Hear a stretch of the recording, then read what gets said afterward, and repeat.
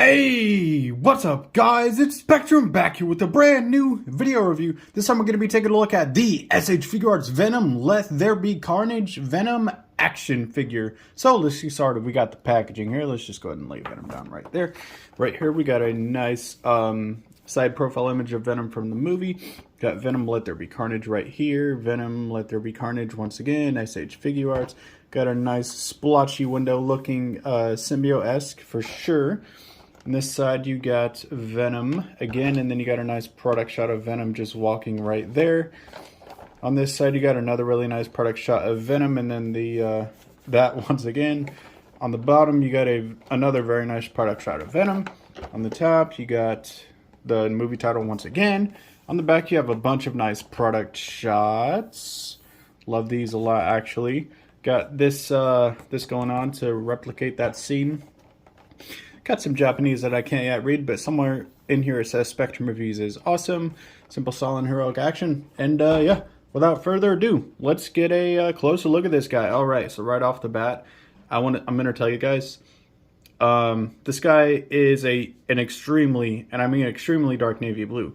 However, I know literally everyone else has an issue with this, but I mean, look at him. Look at how he looks on the camera, dude. Like, come on now. I mean, it does work in his favor because it sort of gives the illusion that it's like in different lighting, it'll change between blue and black. And even on this, like even looking at him through this lens finder on my camera on my phone, he looks black. You know what I mean? Like he definitely looks black, and it's, I mean, you can barely even tell that he's blue. Like when I'm looking straight at him, I'm not looking at him through the viewfinder. I'm actually looking at him.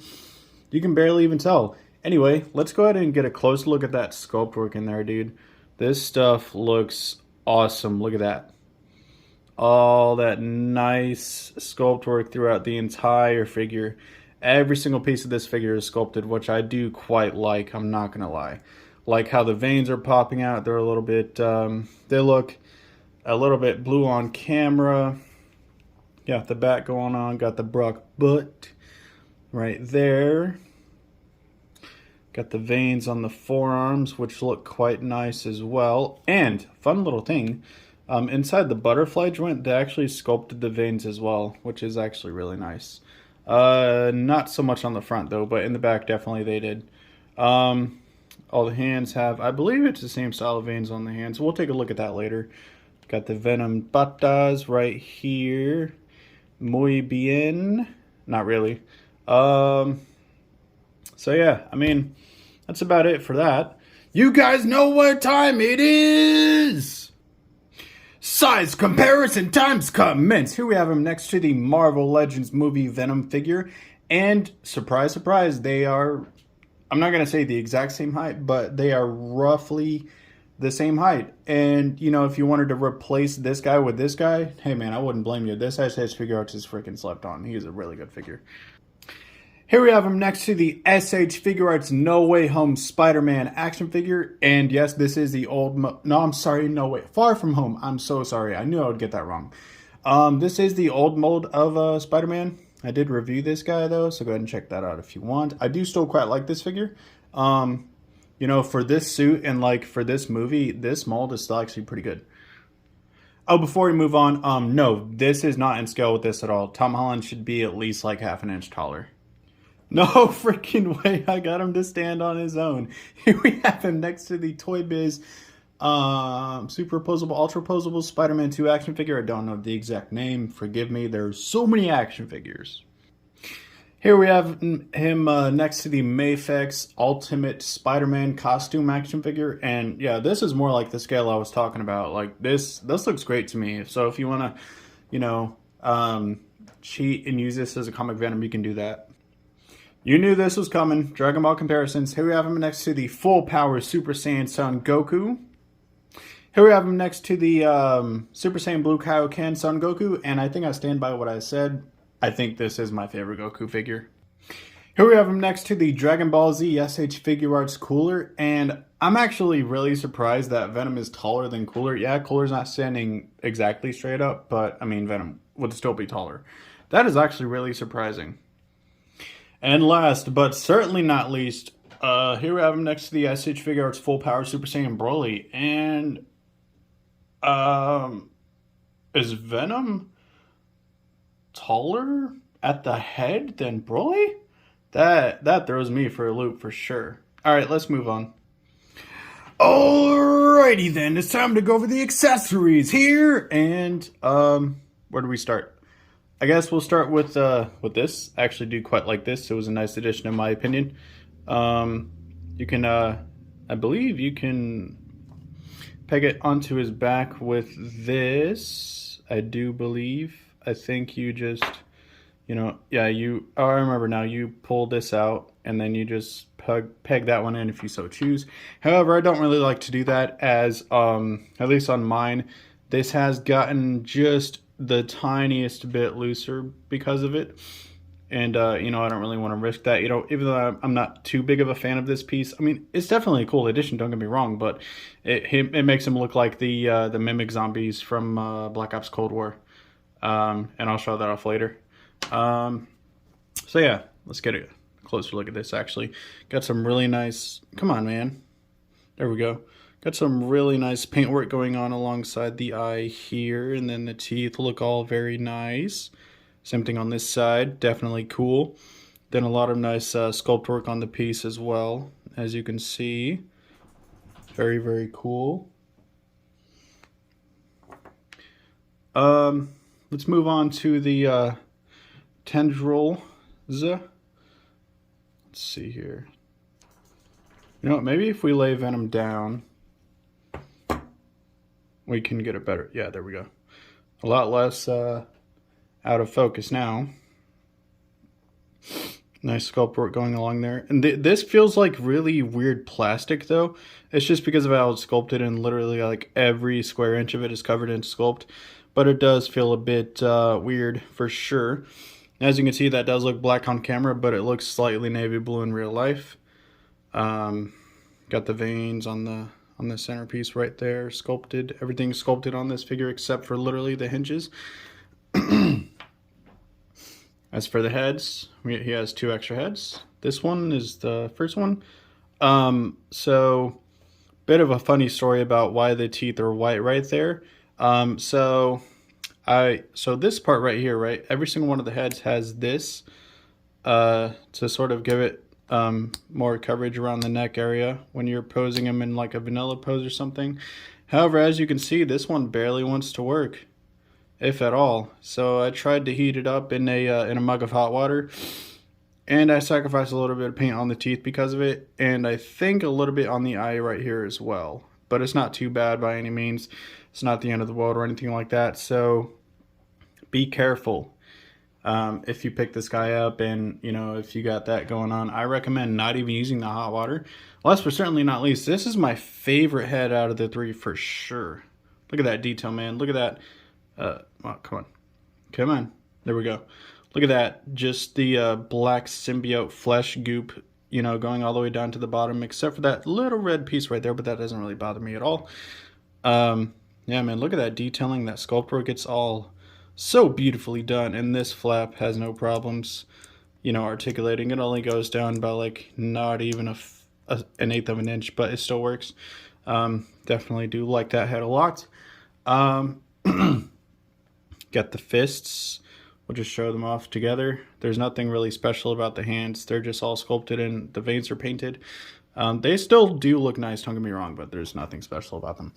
And then these, I actually do love these, that they added these, because you can sort of do the Bully Maguire symbiote dance from Spider-Man 3 with these, or have them next to the SHF Friendly Neighborhood Spider-Man pointing at him. You know what I mean? Or like dancing with him, whatever. And then, so to replace the hands, I actually will show that off really quickly. So we'll just do this one. So you want to twist and pull, right? You always want to twist and pull, no matter whether it's just a peg like this or a ball peg. You want to always twist and pull, especially if your figure is brand new, and then you just twist and push to get it on. And I believe it's on there. And it's that easy, you know, it requires barely any force at all. So let's try to wrap this up here soon. So you can see the outline of this piece that comes off of his back. you want to just sort of force your thumb underneath one of the sides like so, and it should just, yep, pop right off just like that. And now you can take this piece and then you can just yeah, have it on him just like that. And like I said earlier, this makes him look like Mimic from God Zombies. You know, that, no, is it only me, or does anyone else see that too? So yeah, we'll just, I don't like displaying them with that though. That's just me personally. I wish Snowman Studio would do an actual like accessory pack for this figure. I would love that a lot. And he does come with this display base for this Venom head accessory, which the peg is just right, or the peg hole rather. Come on, it's just right there. Just peg it into this just like that. Actually pegs in quite easily once you get past doing it once. That's what she said. And then you can just have that sort of chilling right there. And then you can bring in Tom Holland's Spider-Man, and that actually works out pretty well. Yeah. So that's about it for accessories. So head swaps, you know, it's on a what do you call this, a ball hinge, and then you just swap them and bada bing bada boom, you're done. Just show one off real quick. I will swap it to my favorite head out of the three, and boom, done. Bada bing, bada boom. All right, now we move. Articulation times, head to toe. Here we go. From the head down, Venom can look up all the way. I mean, what more can you ask for than that? That is awesome. He can look down. Further, depending on whichever head you have on him. Neck is on a ball peg right in here along the collar / chest. Can do all kinds of stuff. Head can do 360 if you get everything out of the way. Shoulders can do full 360. Just be careful not to get paint rub on that precious vein work. Got a butterfly joint that is on a ball peg seemingly. Arms can go out quite far actually. Do like that quite a bit. This one is ornery. Okay, there we go. Got a bicep swivel that does rotate 360 degrees presumably, but if you don't want to risk it, I don't blame you. Double jointed elbows which bend in that far. Wrists are on a ball hinge, so however you have those configured is whichever movement you're going to get out of those. Pretty easy to understand. Alright, let's get that out of the way. He can crunch forward. Let me see, I think he can actually go a little bit further. Yeah, if you have his legs out, he can actually go a lot further. So that's furthest he can go forward. Crunch backwards is actually, don't mind the neighbor's dog there, very obnoxious.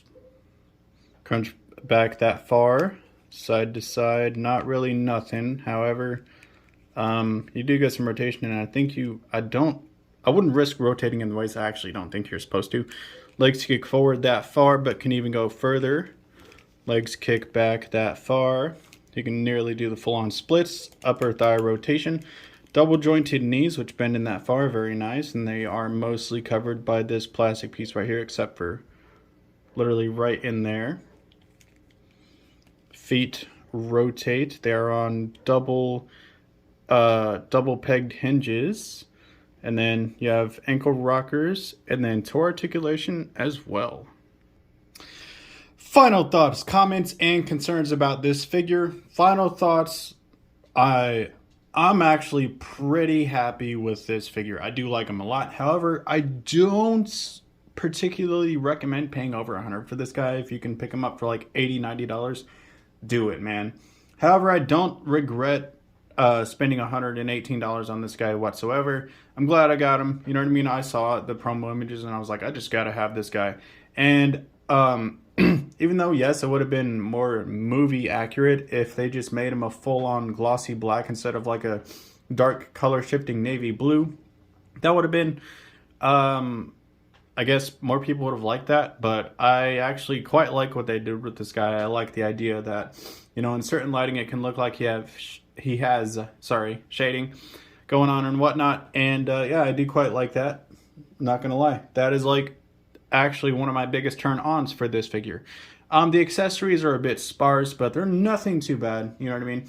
Most of the money that, you know, is going into this figure went into the sculpt work and stuff like that on the main body, which, you know, I'm happy with that. Hopefully a third-party company does something for this Figuarts Venom, because that would actually be totally awesome. I'm going to pick up the Carnage 100%. Final verdict.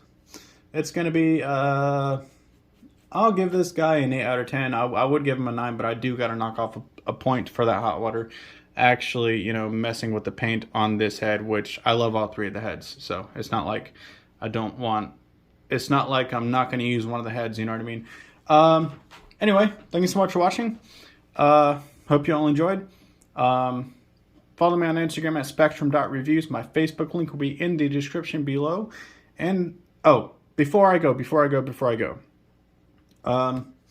it has been quite a while since I've done a review, and I'm sorry about that.